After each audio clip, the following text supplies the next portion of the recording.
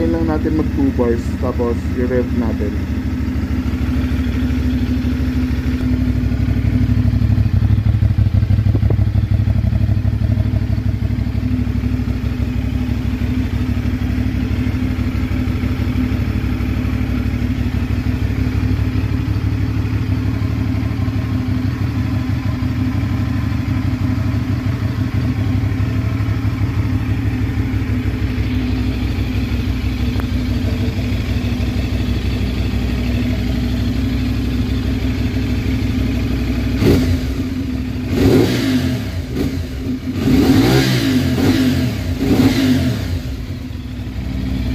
Napaka-smooth ng throttle.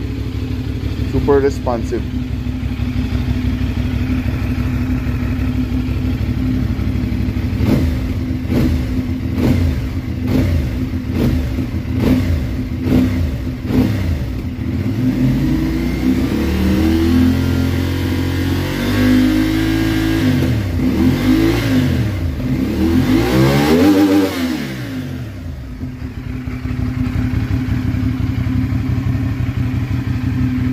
So explain ko lang sa inyo yung gauge niya.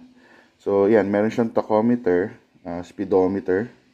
Kita nyo kagad dito yung traction control icon, side stand indicator, yung mga warning lights niya, ABS, check engine, ilaw, gear indicator, temperature, time, odometer, may trip A, trip B rin, battery, voltage meter. Ayan. Tapos, kapag ito yung niya sa menu, so enter. Ayan. Ang pinaka-cool dito is yung sa settings. Ayan. Sa price point niya, meron siyang ganito. No? Parang sa BMW, napapalitan yung gauge design. So, ayan. Concision. So, iba na siya. Ayan. Diba? Ganda. So, anong mas trip nyo? Ito or yung isa, yung classics. Ayan. Ako mas gusto ko yung classics eh. Ayan, mas sporty siya. Yes.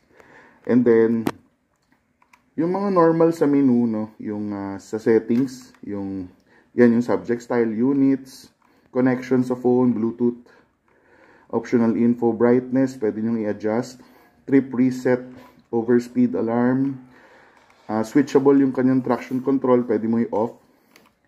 What else? Time setting, gear change reminder, yung sa maintenance. Tapos language, saka reset all. Tapos, meron din siyang sa music.